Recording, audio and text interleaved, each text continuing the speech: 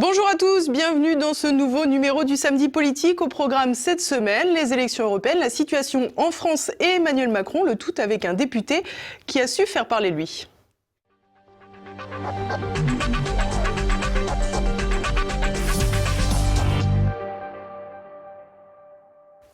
Et oui, vous l'avez déjà peut-être reconnu, mon invité aujourd'hui, c'est Joachim Son-Forget. Bonjour monsieur, merci d'être avec nous. Bonjour, merci. Alors pour vous présenter, vous êtes médecin, radiologue, spécialiste des sciences cognitives. Vous êtes également passionné de musique, tout particulièrement du clavecin. D'ailleurs, vous nous abreuvez de quelques vidéos sur les réseaux sociaux régulièrement.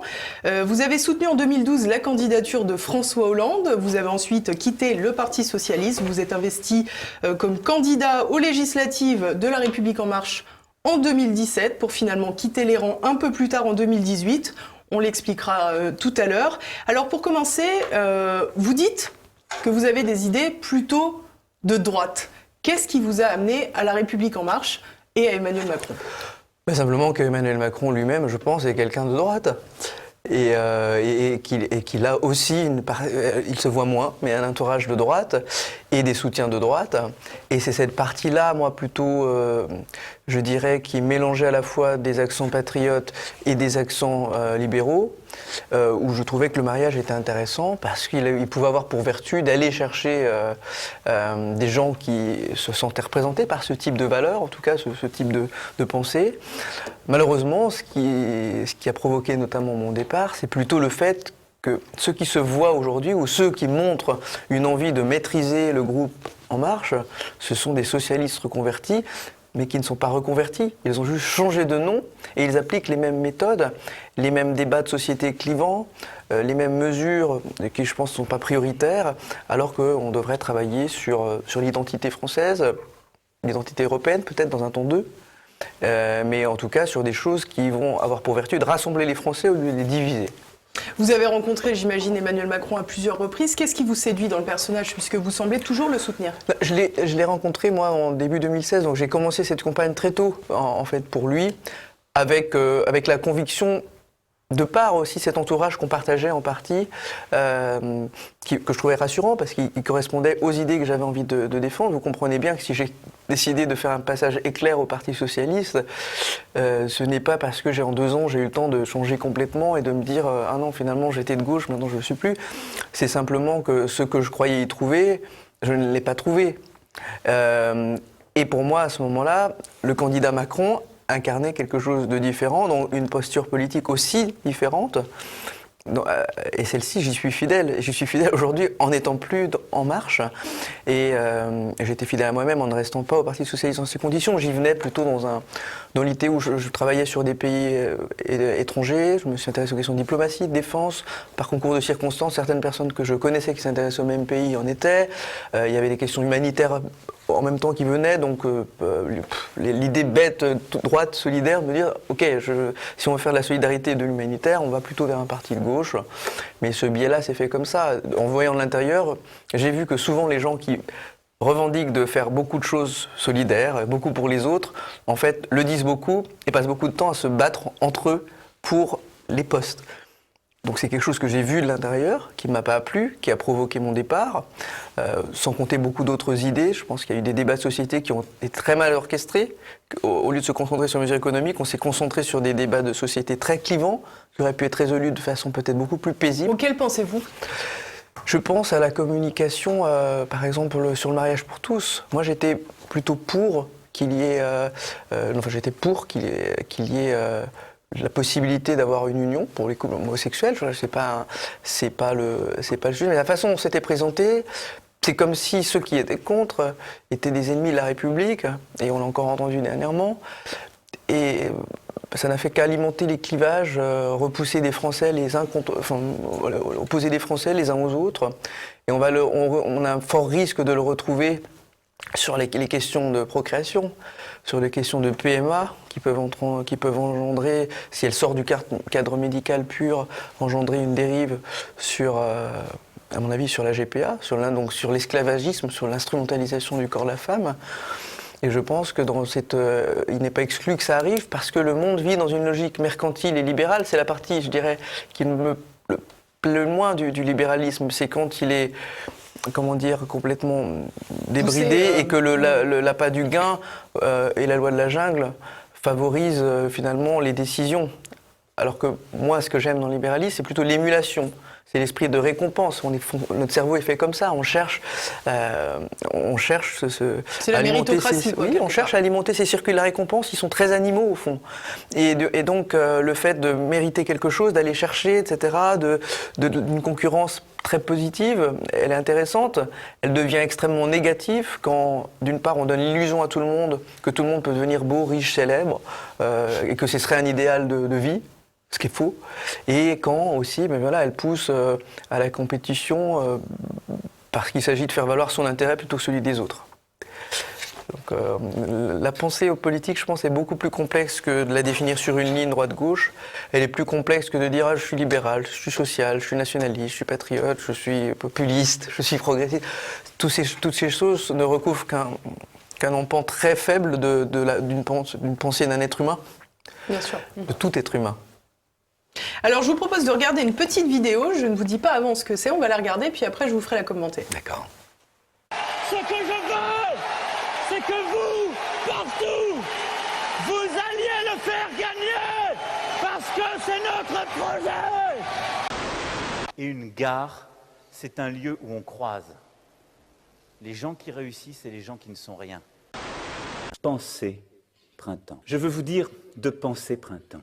Et penser printemps, d'abord, cela veut dire ne pas nous affaisser. Penser printemps, c'est construire l'avenir. Parce que penser printemps, dans ces moments-là, ça veut dire avoir l'esprit de responsabilité. Mais pour penser printemps, il ne faut pas non plus désespérer. Alors, je l'ai dit tout à l'heure, vous êtes spécialiste en sciences cognitives. Oui. Qu'est-ce que ça vous évoque? Je suis spécialiste en communicant débile et je suis persuadé que cette histoire, je sais pas, c'est de la conjecture, mais cette histoire de pensée printemps me semble être tout droit sortie du chapeau d'un communicant qui a dit il faut marteler une phrase, un mot, une série de mots en tout cas, il faut la remarteler, qu'elle revienne, qu'elle obnubile. C'est presque presque une prière rituelle, on entend, mais sauf que le choix, en plus le voir hors contexte comme ça, c'est évidemment rigolo, mais je pense que c'est un échec. Par exemple, cette partie-là, la partie où il dit il faut que vous alliez partout, etc., et j'étais là, et celle-ci est spontanée. Elle est pas plus rassurant, j'allais dire. Elle est plus charmante parce qu'il y a la voix qui part, et il savait lui-même à ce moment-là que il n'avait pas encore développé cette façon de pouvoir poser la voix, etc. Donc ça déraille, il s'est fait mal à la gorge. Je crois même me rappeler qu'après, un de mes amis lui a conseillé de prendre du miel pour assurer pour les discours d'après. Mais dans cette spontanéité, dans l'envolée, évidemment, parce qu'on a des foules face à soi, c'est comme... mais là, au moins, du coup, il y a une communion avec la foule. Et il n'y a pas quelque chose de planifié à l'avance pour passer des mots qui devraient passer. Et en plus, dans la logique des communicants parisiens ou du milieu politique, comme ça, il y a cette idée que tel mot, s'il revient, il va être repris, il va être cité, et que c'est ça qui va créer le message. Et ça tue la spontanéité. Ils fonctionnent tous pareil. En plus, il y a deux catégories. Il y a ceux qui ne savent même pas le faire, c'est les mauvais. Il y a ceux qui savent le faire, c'est ceux qui se croient bons. Et puis... Et à mon avis, il y a une autre catégorie, c'est celle des gens qui décident d'être spontanés dans leur expression publique. Alors justement, quelqu'un de spontané dans son expression publique, j'en connais un, c'est, je crois, Joachim Son-Forget. Donc on va en revenir à vos propos détonnants, ça a commencé fin 2018, où vous soutenez Marcel Campion après des propos qui ont été jugés homophobes. Vous enchaînez ensuite avec un tweet qualifiant Donald Trump de gâteux, que vous explicitez de manière haute en couleur, on dirait. Et la veille de Noël, vous critiquez, je cite, le pot de peinture Esther Benbassa, sénateur Les Verts, ce qui vous voudra une lettre d'avertissement du patron de La République En Marche, Stanislas Guérini, juste avant que vous décidiez justement de partir de La République En Marche. Dans le magazine Incorrect, vous dites, de mars d'ailleurs, vous dites Benbassa, c'était le clou de mon spectacle. Est-ce que vous pouvez expliquer ça ? Oui, parce que j'ai pas commencé à être impertinent à la fin de l'année dernière. Vous aviez commencé bien avant, mais c'était passé inaperçu. C'est l'histoire d'une vie, l'impertinence. Mais il y a une partie, je pense, qui doit être liée aux études, etc. Ou dans le milieu médical, il y a besoin de décompresser. Il y a un humour peu noir qui je dirais, est en opposition avec le sérieux qu'on peut avoir dans la prise en charge justement de la vie des gens. Et que les deux cohabitent, vous voyez. L'un ne déteint pas sur l'autre.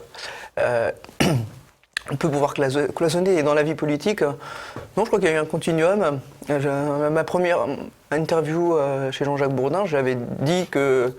Bon, on m'a posé une question sur autre chose, donc sur Richard Ferrand en l'occurrence, j'avais pas spécialement envie de m'exprimer.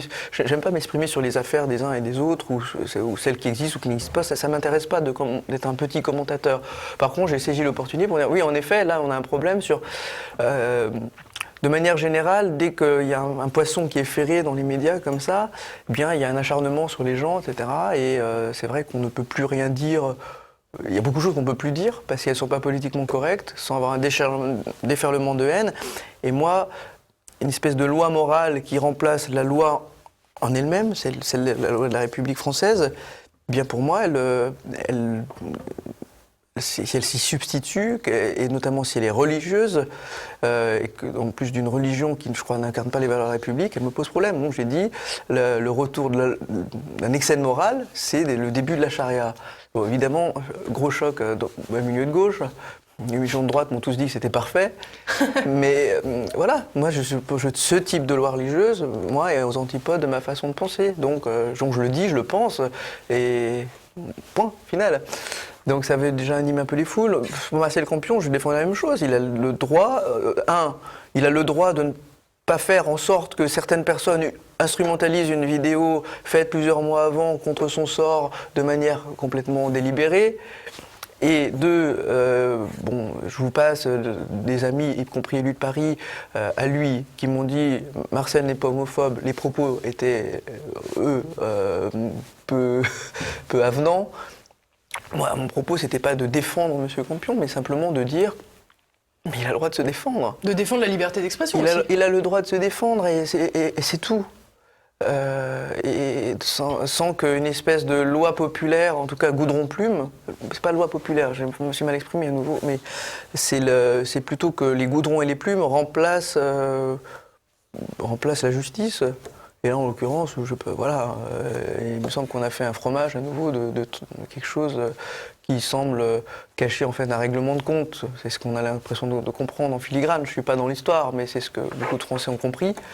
Et derrière, Madame Benbassa, c'est très intéressant parce que je me retrouve dans une situation où je défends Madame Macron et où personne de la Macronie n'ose la défendre à ce moment-là, alors que simplement, il y a des propos qui lui sont prêtés par Le Monde, d'une source anonyme, qui sont repris par la sénatrice Benbassa pour généraliser une idée que Mme Macron penserait que tous les gilets jaunes sont vulgaires et violents, donc pour l'utiliser pour sa sauce politique à elle. Et moi, je lui dis, en point d'interrogation, si moi je vous disais que vous mettez un pot de peinture sur la tête, blablabla, ne verriez-vous pas à ce moment-là l'amalgame violent? Je n'ai pas fait la phrase exactement comme elle était, mais c'est une phrase au conditionnel avec une question où j'explique que si je disais ça, ce serait un amalgame violent. Donc attention, alerte MeToo. Et là, voilà. Après, vous vous acharnez quand même un peu avec elle. On l'a publié en sa photo en gros plan. Je ne publiais pas sa photo. Publiait un message qu'elle portait sur une pancarte, elle ou la personne derrière. C'est ça qui était drôle. Et à nouveau, il y en a une qui était plus de cannabis, moins de police. Bon, voilà, je ne suis pas tout à fait aligné avec l'idée. En tout cas, pas sous cette forme simpliste. Et l'autre message qui était je ne me tairai jamais. C'était très drôle parce que c'était en écho à ce que moi je voulais dire avec. Bon, si la subtilité, c'est pas donné à tout le monde. Au second degré, c'est pas qu'une température, comme diraient les jeunes sur Internet. Alors, au-delà de cette spontanéité, Joachim Son-Forget, qu'est-ce que vous avez voulu faire finalement en dépoussiérant, j'allais dire, votre manière de faire de la politique? Oui, parce que de toute façon, en plus, il faut séquencer. Moi, c'est pas je vais pas rester sur la ligne de crête à faire des blagues en sautillant pendant des mois. Si je veux faire la politique, j'ai voulu faire la politique et j'en fais. C'est quand même une partie importante de ma vie aujourd'hui. Le but, c'est de proposer des choses et d'avoir des gens qui aient les oreilles ouvertes et les yeux dirigés vers moi pour pouvoir se dire qu'est-ce qu'il a à nous proposer. Alors, certains messages sont bien passés. Moi, j'ai proposé notamment une décentralisation plus forte avec une réduction de la dépense publique, peut-être symbolique, mais très important. On vous dira toujours « Ah oui, mais si on réduit ça, ça ne fait que quelques centimes dans la poche des Français. » Je veux bien. Mais si on additionne toutes les petites choses, les petits ruisseaux font les grandes rivières. Et donc, réduire le train de vie de l'État, le majordome à chaque porte à l'Élysée, la multiplication de chauffeurs, de gardes du corps, c'est important de protéger le président. Mais a-t-on besoin d'autant de gens, en tout cas affectés à cette place-là, alors qu'il pourrait être très précieux ailleurs ? On peut se poser la question. Sur les majordomes, je suis désolé, je pense qu'en effet, il y en a trop. Il y a des usages de la République. Sur l'Assemblée, je ne vais pas me faire des copains, mais si on regarde le salaire moyen de tout le personnel à l'Assemblée confondu, on n'est pas loin de l'indemnité que reçoit un député. Ça veut dire qu'il y a des gens qui gagnent en moyenne à peu près autant que nous, et d'autres qui gagnent beaucoup plus. Donc vous comprenez que il y a certainement des écarts. Et tous les députés gagnent pareil, alors qu'ils ne siègent pas tous autant. Alors ça c'est une autre question, oui. La quantification du travail est compliquée parce que le travail n'est pas le même. Quand vous êtes à la défense ou aux affaires étrangères, vous légiférez moins, mais vous avez plus de parties de représentation, de déplacement, de choses que vous faites, mais dont vous ne pouvez pas forcément faire état. Donc le travail est très différent de l'une à l'autre. La façon de le comptabiliser est compliqué de le faire de manière quantitative. Mais en effet, il y a eu certainement des gens plus responsables que d'autres. Certains ont voulu m'attaquer sur cette partie-là, sur d'avoir moins déposé d'amendements, d'être moins intervenu en hémicycle. Mais moi, mon but n'est pas de faire de l'obstruction à des projets de loi, sauf que je ne suis pas d'accord, mais de m'exprimer à bon escient, au bon moment, pour modifier un texte de loi à l'endroit où je pense qu'il faut le modifier parce qu'il y a une idée qui vient derrière. Et je dirais c'est comme la personne qui s'acharne sur une cible en défouloir et celle qui va en précision aller mettre... tirer une fois au bon endroit. Je fais une allégorie de tir, c'est mes habitudes sportives, mais ça pourrait être la même chose au tir à l'arc ou au sabre laser. Ou au chamboule-tour, je peux tirer la conserve. Non mais donc, techniquement, c'est une platitude totale, mais entre la qualité et la quantité, simplement, voilà, il y a une différence. Alors quoi qu'il en soit, tout ça participe à une forme de désabusement de la population à l'égard des politiques. On est allé voir les Français, on leur a posé la question justement de l'état de leur confiance en les politiques. Je vous propose de regarder. Tout le monde ment à tour de bras et il n'y a rien de vrai dans tout ce qu'ils promettent ou tout ce qu'ils promettent pas, quoi. Toujours la même chose, des promesses, et puis au final on se rend compte que très peu sont tenus et que la population n'est pas vraiment au courant de ce qui se fait réellement en fait. Tout ce qu'on peut voir au quotidien, tous les mouvements qu'on voit sont l'expression même de non, on n'a pas confiance du tout, quoi. Et après on n'a pas tous les moyens de descendre dans la rue et d'être revendicatif comme ça, mais non, on n'a pas du tout confiance. Donc on a confiance en personne en fait. Personne n'a envie de rigoler aujourd'hui et que quand on les voit tous, on a le droit à de gros comiques plutôt qu'à de vrais hommes politiques. Ils parlent beaucoup et ils n'agissent pas énormément et on ne voit pas la couleur des choses. J'ai l'impression que c'est kiff-kiff chacun. Quand il y a le gouvernement de Macron qui dit je prends un peu de ce qu'il y a de bien à gauche, un peu ce qu'il y a de bien à droite, c'est juste, c'est du bidon quoi. On avait beaucoup d'espoir et les engagements qu'il a pris à notre rencontre n'ont pas été tenus. Il faudrait que ce soit plus transparent déjà, quand ils prennent des décisions, il faudrait que ce soit plus transparent et que la population ait son mot à dire. Et voilà, des propos recueillis par Floriane Jeannin. Alors ça vous étonne ça Non, mais et notamment sur le dernier mot, ce que je trouve intéressant, c'est l'idée de la participation citoyenne. Et moi, j'ai voulu copier un système que je connais bien, puisque je vis depuis une dizaine d'années en Suisse. J'y vis pas par hasard, c'est parce qu'il y avait une opportunité d'études et professionnelle, il y a une dizaine d'années, qui m'a permis de commencer ma vie plus tôt, parce que j'avais un pouvoir d'achat plus important, parce que j'avais des conditions pour faire la recherche scientifique qui étaient meilleures. Et je trouve très triste que ce type de conditions ne puisse pas être offert dans mon pays. Je vis tout près de mon pays, puisqu'à Genève, on est tout près de la France, et je ne l'ai jamais quitté, puisque je vais continuer à m'engager. Mais voilà, ce que j'aimerais pour demain, c'est qu'il y ait cette possibilité. Et il y a un truc très spécial ensuite, c'est que les citoyens peuvent participer à l'élaboration de la loi en collectant des signatures quand ils en ont assez. Il y a ces initiatives populaires qui montent au Parlement, qui sont ensuite donc il y a une interaction entre le peuple et leur représentation au Parlement, dans les deux chambres. Ça passe ensuite à l'étape du gouvernement. Bref, tout ça a passé à une moulinette, mais ça vient d'une initiative citoyenne, d'un collectif de citoyens qui ont le droit de faire eux-mêmes leur lobbying, on a l'habitude de dire, en tout cas pression pour faire valoir leurs idées. Et moi, je souhaiterais que ces dispositifs-là existent mieux dans la française. J'ai écrit un texte de loi. Du coup, vous êtes un peu gilet jaune alors? Ben, je suis pour le RIC, en tout cas pour ce que j'appelle moi un référendum d'initiative citoyenne partagée. Et en tout cas, c'est-à-dire que c'est une cohabitation entre le participatif et le représentatif, qui laisse les choses gouvernables, mais qui permet d'avoir un vrai interstice ouvert. C'est pas un interstice, du coup, c'est une vraie voie ouverte pour les citoyens pour participer au processus démocratique. Il y a des dispositifs existants. Moi, j'ai souhaité les élargir en les rendant plus accessibles en termes de participation. Sinon, les seuils sont inatteignables. C'est comme pour ces initiatives européennes. C'est des référendums d'initiative partagée uniquement. Il faut qu'il y ait, je sais plus, un quorum très important parlementaire. Trop difficile. Et donc là, et souhaiter ouvrir au peuple la possibilité de le faire. Et donc moi, j'ai déposé une proposition de loi constitutionnelle. Je vous fiche mon ticket que personne... Alors j'ai quelques collègues qui l'ont signée, très peu.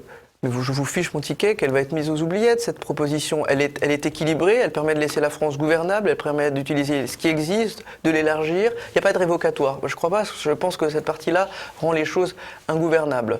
Et vous voyez bien que quand il y a quelqu'un qui fait des choses vraiment graves, il est tellement sur la sellette médiatiquement que ça finit par... que les choses finissent par aujourd'hui, heureusement, s'arranger. Et je pense que ce n'est pas nécessaire de mettre du révocatoire là, ce sera utilisé contre nous, contre la France, soit par des éléments extérieurs, soit par des éléments intérieurs, mais et pas le peuple, mais par d'autres éléments intérieurs, à mon avis. Alors il y a une question qui est très importante quand on parle du RIC, c'est la capacité des citoyens à se prononcer sur un sujet auquel ils doivent donc répondre par la voie des urnes. Est-ce que vous pensez qu'aujourd'hui les citoyens sont suffisamment informés avec les médias actuels, c'est-à-dire des médias soit publics, soit des médias qui sont détenus en gros par 5, 6, 7 milliardaires. Est-ce que finalement ce dispositif suffit pour que les citoyens soient bien informés et puissent donc se prononcer en toute conscience? Mais c'est pour ça que le travail que vous faites, par exemple, je ne veux pas passer la pommade, mais le travail que vous faites, par exemple, on en parlait avant, je ne connaissais pas la façon dont ça fonctionnait, mais s'il est participatif, s'il permet de monter une structure qui permet de donner d'autres voix que celles qu'on voit ailleurs, mais c'est une belle initiative. Et surtout, ça fait, à nouveau, c'est la belle partie de ce que j'appelle libéral, c'est le fait de pouvoir soi-même, en remontant les manches, en se disant qu'est-ce que je peux faire pour faire le métier que j'ai envie de faire d'une autre façon, sans prendre la place de quelqu'un, en inventant un nouveau rôle et en égalant des gens qui mettent beaucoup de moyens de manière très descendante avec toujours le même message. Et moi je dis aux jeunes du pays de faire ça, d'essayer. Donc, mais en effet, il y a des résistances en face. Hein. Ces résistances-là, et les Français, peut-être ça se fait à leur insu, leur donnent une idée du politique, peut-être comme disait le monsieur, de clown. Mais alors, je ne pense pas qu'il parle dans ce cas-là par exemple, moi qui fais des blagues volontairement pour dénoncer certaines choses, mais je pense qu'il parle de gens qui sont des clowns à leur insu, qui sont drôles à leur insu parce qu'on les retrouve en flagrant délit de mensonge, avoir dit une chose et son contraire, d'avoir fait l'inverse de ce qu'ils disaient. Rappelez-vous certains scandales financiers. Voilà, je dirais qu'il y a du deux poids, deux mesures clair, mais et là il faut trouver une façon de contrebalancer. Moi, pour mon avis, la meilleure façon de contrebalancer, elle n'est pas juste de dénoncer en disant il y a quelques milliardaires qui tiennent les médias et donc qui sont responsables d'une partie de l'influence dans la vie publique. Face à cela, à mon avis, il faut donner le silence d'un examen de la situation et se dire qu'est-ce que je peux, moi, avec les moyens du bord, avec les moyens qui me sont offerts, d'avoir une caméra haute résolution de manière simple aujourd'hui, vous filmez tout avec une GoPro, j'exagère à peine, et donc avec mes petits moyens et les nouveaux moyens de communication, qu'est-ce que je peux faire avec ça pour exister demain? C'est du travail, hein. Il faut lire, il faut se renseigner, il faut travailler, il faut préparer un projet en amont. Mais ça, c'est possible aujourd'hui plus que jamais avant. Et malgré les vents contraires, c'est plus facile de le faire maintenant qu'avant. Donc vous pouvez résister à des grands groupes d'influence ou générer vous-même un groupe d'influence qui va être peut-être la voix du peuple demain. Pour un exemple que je trouve important, parce que ça se voit pas, je suis d'origine coréenne, mais je suis un vrai Français au sens où j'ai grandi depuis bébé, adopté dans une famille française dans la campagne haut-marnaise, une campagne qui du reste vote beaucoup Front National depuis très longtemps, mais où je voyais mes voisins qui vraisemblablement votaient Front National en termes de vote dans le village, c'était certain, mais bon. Et je me disais, mais c'est bizarre, il n'y a pas moitié de gens qui sont racistes dans ce tas-là. On me dit qu'ils sont tous fachos, machin. Bon, la moitié des gens du village ne le sont pas. Il y a un truc qui ne colle pas. Donc, je me suis posé très tôt cette question en disant, est-ce qu'on doit opposer des bons et des méchants? Certainement pas. Donc aujourd'hui, il y a ceux qui dénoncent, qui disent il y a les bons et les méchants. C'est leur technique de campagne. C'est la technique de campagne de certains de mes anciens collègues de parti. On y reviendra un peu plus tard. Mais moi, ma technique à moi, c'est d'aller parler à tout le monde pour de vrai. C'est pas de dire c'est ni de droite et de gauche, blablabla. Je vais parler à tout le monde pour de vrai, et je trouve des vraies perles dans le sens positif, hein, pas dans le sens pour se moquer. Je trouve vraiment des gens de grande valeur, grand cœur, qui ont réfléchi, mais qui ont envie d'être contestataires pour des raisons très légitimes. Et celles-ci, il faut non seulement les entendre, comme disent les politiques, j'entends la voix du... Hein, mais en faire quelque chose. Et le faire quelque chose, c'est plutôt réconcilier les Français, les mettre ensemble. Et c'est ce que j'essaie de faire dans différentes... voilà, en faisant rire, on peut mettre les gens ensemble. Derrière, il faut faire plus que faire rire. C'est pas suffisant, il faut donner un projet, des choses où les gens se retrouvent. Et puis, ça passe par différents biais. Ça peut passer par le divertissement en partie, comme quand vous rencontrez quelqu'un de nouveau. Vous cherchez à rigoler ensemble, quels sont les points d'ancrage, quelles sont les choses sur lesquelles vous êtes d'accord. Et derrière, vous allez commencer à aller sur des sujets plus polémiques une fois que vous êtes préparé, c'est-à-dire une fois que vous avez senti que le lien entre vous deux ne peut pas se défaire si facilement. Parce qu'il y aura d'autres choses qui auront entouré l'abord des questions plus polémiques. Alors, on a parlé, Joachim Son-Forget, déjà du RIC, c'est donc la principale revendication des Gilets jaunes qui manifestent depuis le 17 novembre en France, donc ça fait déjà plus de 3 mois.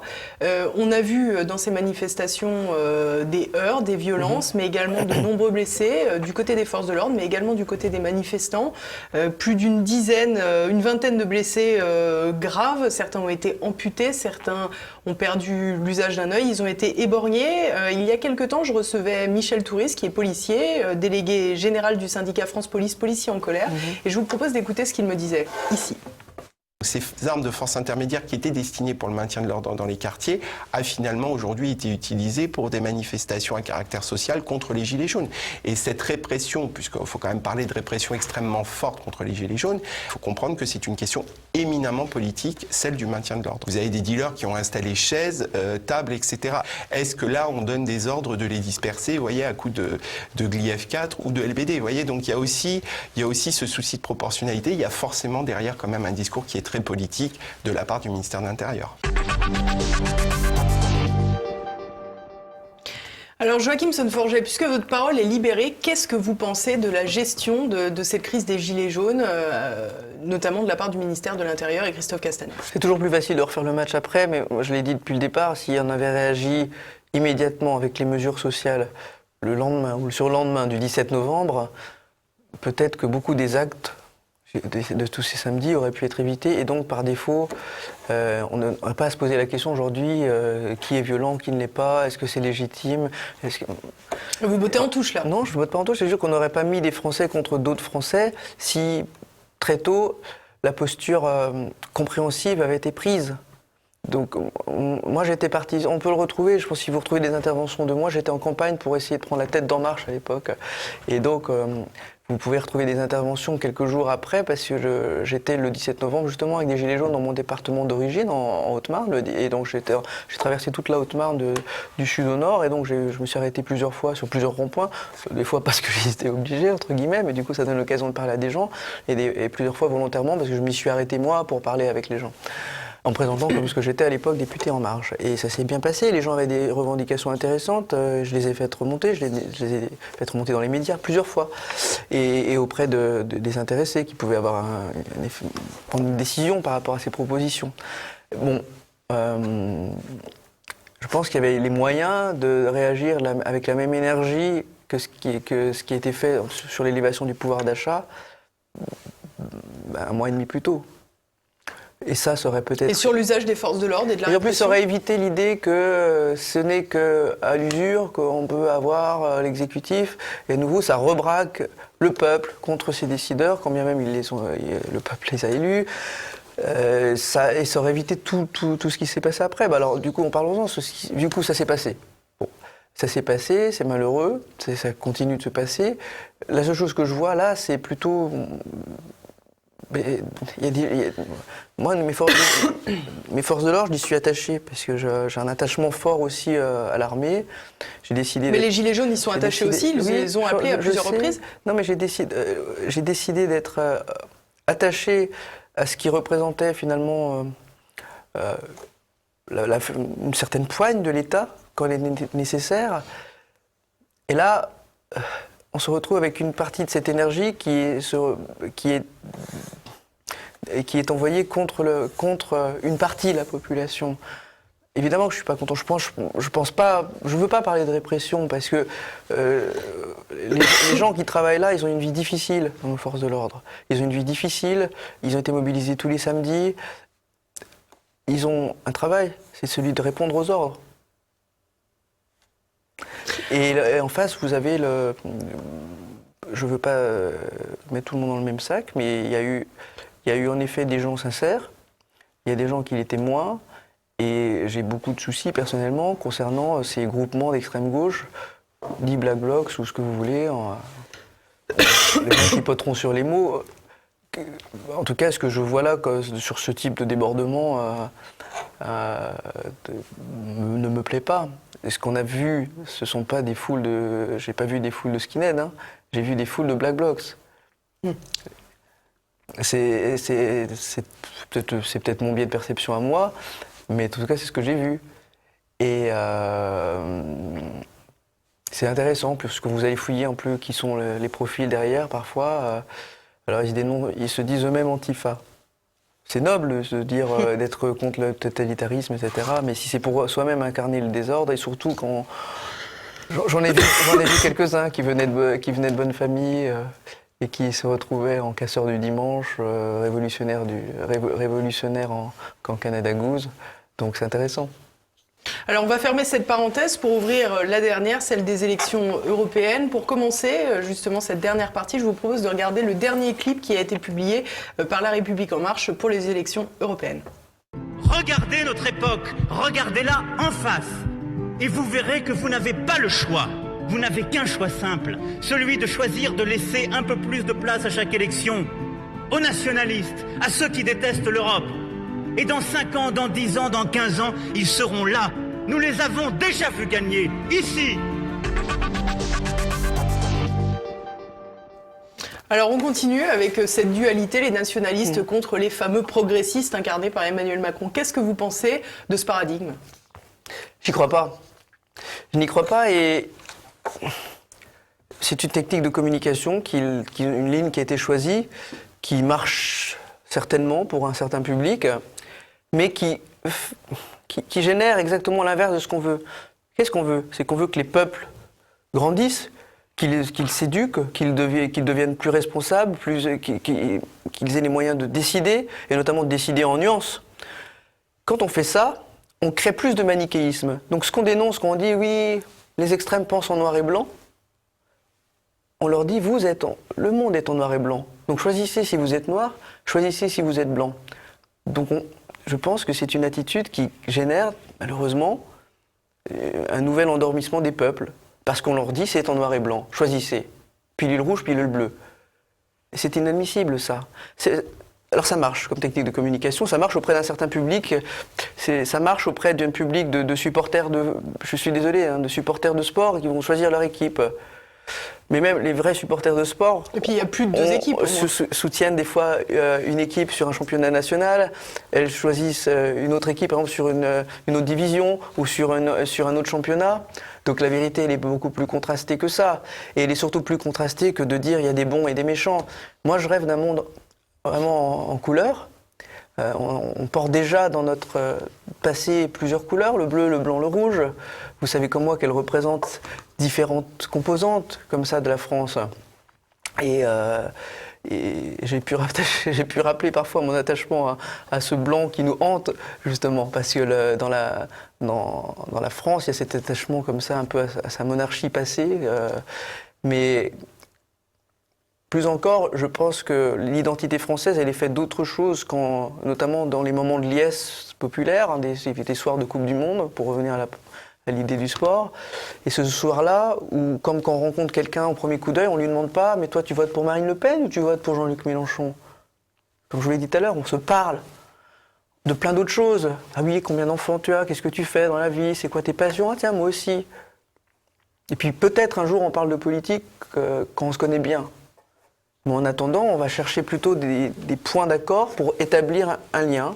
Alors quand on dit les progressistes et les populistes, bon, qu'un seul lien. En plus, on introduit l'idée qu'il y a des gens qui soient visionnaires et que les autres, le peuple, la plèbe, la foule, ce soit un troupeau de moutons imbéciles qui ne se dirigerait que dans les falaises si les autres les menaient pas à la baguette. Ça c'est grave. Et ça, j'aime pas du tout ça.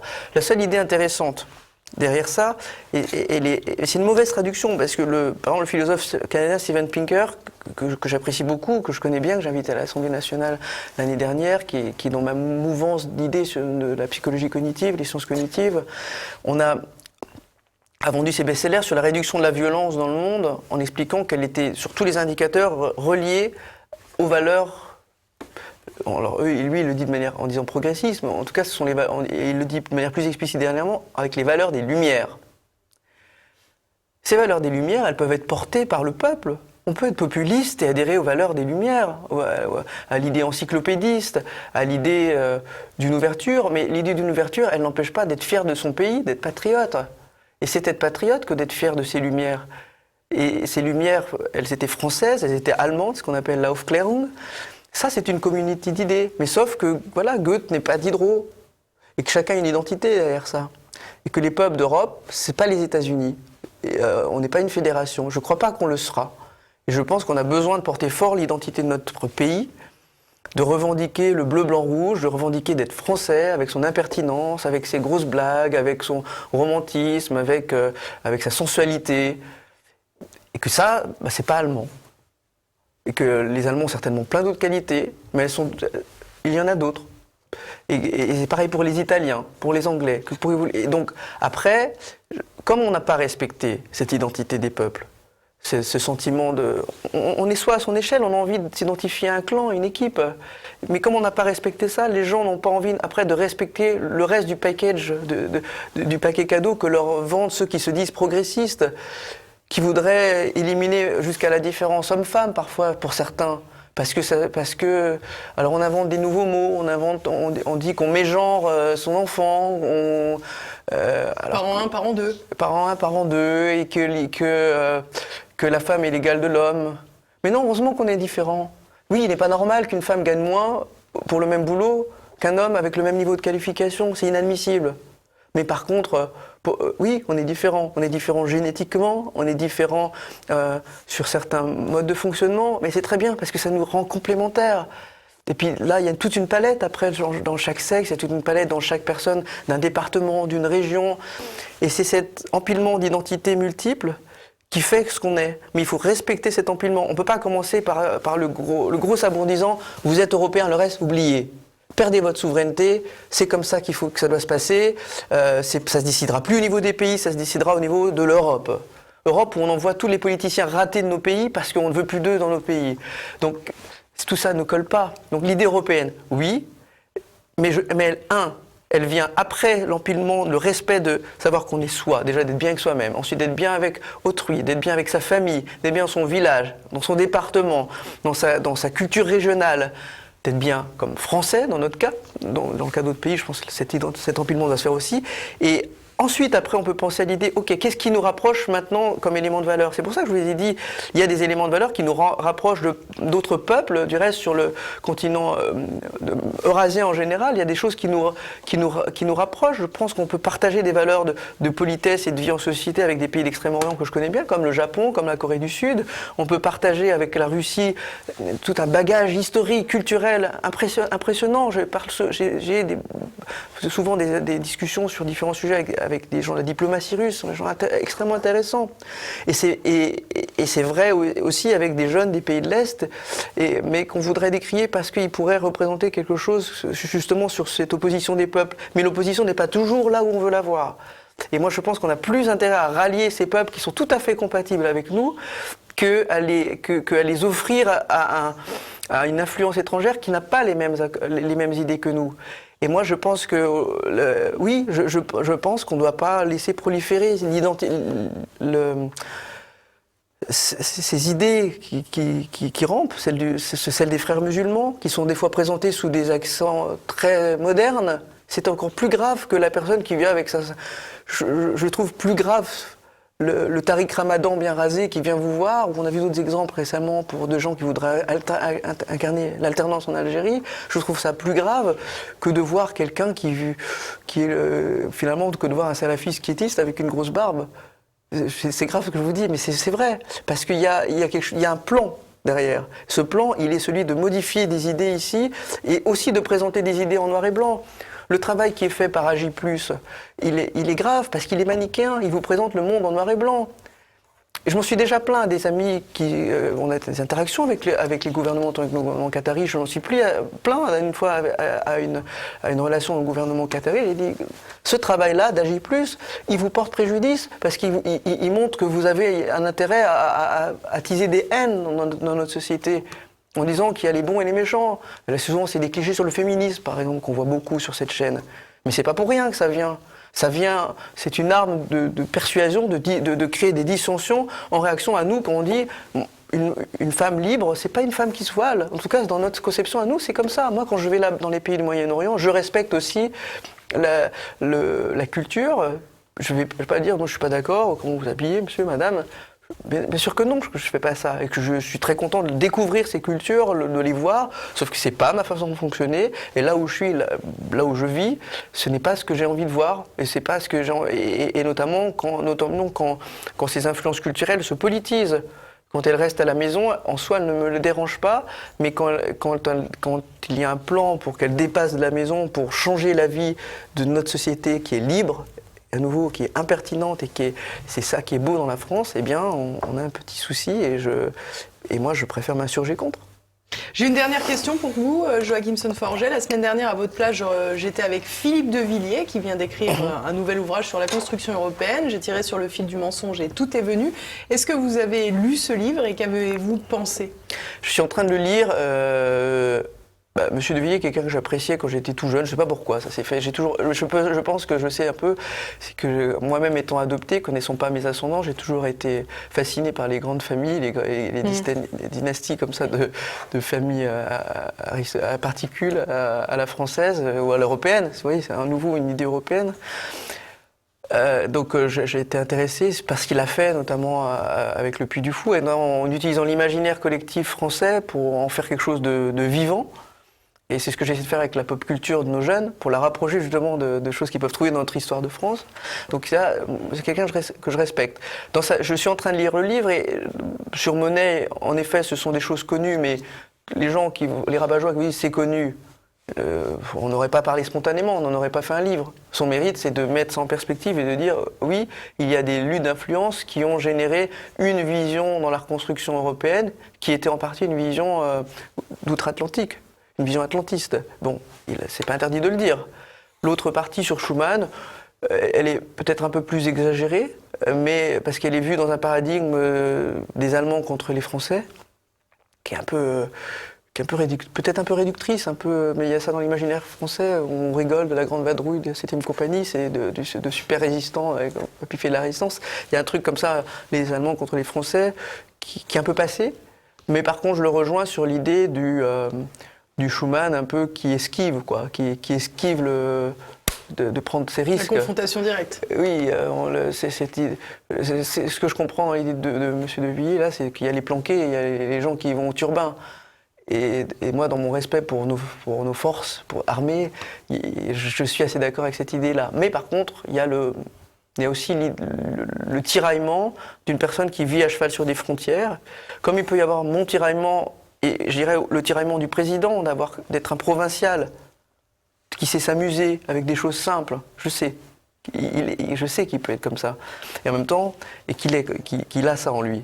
Et ce tiraillement entre ça, peut-être une famille de médecins peut-être plus de droite, et d'autres apports, d'une grand-mère plus institutrice de gauche. Ces tiraillements, on les a dans plein de familles françaises, dans plein d'identités, dans les décideurs publics, ils sont sains, parce qu'ils vont générer l'idée qu'il y a quelque chose de plus complexe que bon et méchant. Donc j'aimerais qu'ils s'en rappellent à cet égard, parce que ce tiraillement intérieur qu'il a l'a fait exister, et il a fait monter cette aventure-là, mais de droite et de gauche, et respecter de droite et de gauche. Et puis sur le dernier commentaire sur le livre de M. de Villiers, il a fait des commentaires sur le groupe Bilderberg, que certains diront complotistes. Mais c'est intéressant parce que quand il en parle sur d'autres plateaux télé, il dit « Moi aussi, pendant longtemps, j'ai cru que c'était une fumisterie, ou en tout cas un club d'influence comme un autre, etc. » Bon, je suis partagé sur l'idée parce que à tous les niveaux, vous avez des gens qui se rassemblent parce qu'ils se ressemblent, ils ont envie d'être en communauté, ou en tout cas d'échanger. Donc, ça crée parfois des belles choses parce qu'on génère de belles idées ensemble, mais ça crée des abus quand on se renvoie à l'ascenseur. Ce qui alimente, et c'est malheureux, ce qui alimente des sentiments anti-maçonniques ou anti-communautaires, alors que l'idée en soi est pas mauvaise, mais ce qui alimente la haine contre elle, je dirais par exemple, dans le cas de la franc-maçonnerie, il y a une belle idée, c'est d'élever les gens. Mais à l'inverse, quand les réunions de gens se font et qu'elles font des renvois d'ascenseurs, de copinage pour des intérêts par exemple, financiers, ça dessert et ça crée la haine en face. Il faut toujours penser à ce qui crée la haine face à une communauté. Hein. Et de l'autre côté, sur le Bilderberg, c'est une autre échelle. C'est une échelle de gens beaucoup plus puissants. Il ne faut pas fantasmer. Moi, je connais des gens qui y sont allés, je connais des gens qui y vont, des gens qui sont actifs. Que vous dire qu'il y a des gens intelligents? Est-ce qu'il n'y a pas justement, est-ce que ça se fait sous forme d'un plan pensé, on va faire le monde de cette façon? Ça, je ne crois pas. Mais le fait que par défaut, certaines catégories de gens au même niveau de puissance se connaissent et puissent avoir des moyens d'interagir et de parfois aller dans le même sens ou de pousser certaines choses plus que d'autres, il n'est pas exclu de le penser, mais ça, c'est pas être complotiste. C'est juste penser que ce modèle social humain, il s'organise tant au niveau de très puissants que de moyennement puissants, que de puissance locale. Et en ça, c'est pas complotiste. Mais est-ce qu'il va trop loin en disant qu'il y a un plan? Là, je pense que oui. Et après, vous avez d'autres cercles d'influence que celui-là. Vous avez plein d'autres cercles d'influence de gens très puissants qui vont s'opposer, qui vont parfois être d'accord avec un élément qui pourrait passer de l'un à l'autre. Les choses sont plus complexes que ça et à tous les niveaux. Et c'est cette palette de nuances que moi je souhaite introduire. J'ai enregistré une chanson il n'y a pas très longtemps qui sera bientôt sur les plateformes de téléchargement. Vous voulez nous faire un extrait en exclusivité? Non, pas là, pas maintenant, pas a cappella maintenant, mais vous l'aurez bientôt. Et en tout cas, je parle justement de comment réconcilier les Français et comment voir la vie en couleur. Elle s'appelle En couleur, justement. En couleur. Et parce que je pense que la France doit être avec une palette de nuances. Et j'ai fortement confiance au peuple. Et le peuple ne veut pas vivre en noir et blanc parce qu'il a accès à l'information. Avec celle-ci, elle a toutes les prismes, tout le prisme de couleur. Et donc c'est ce monde-là qu'elle veut. Elle veut voir incarner la vie politique aussi par une vision en nuances. Mais ça veut dire que parfois, il faut décider d'être très bleu ou d'être très rouge ou d'être très blanc. Eh ben merci beaucoup Joachim Son-Forget. C'était donc l'ancien député de La République En Marche, tout en couleur. Merci de nous avoir suivis. N'oubliez pas de liker, de commenter, de partager cette émission. En attendant, je vous dis à la semaine prochaine.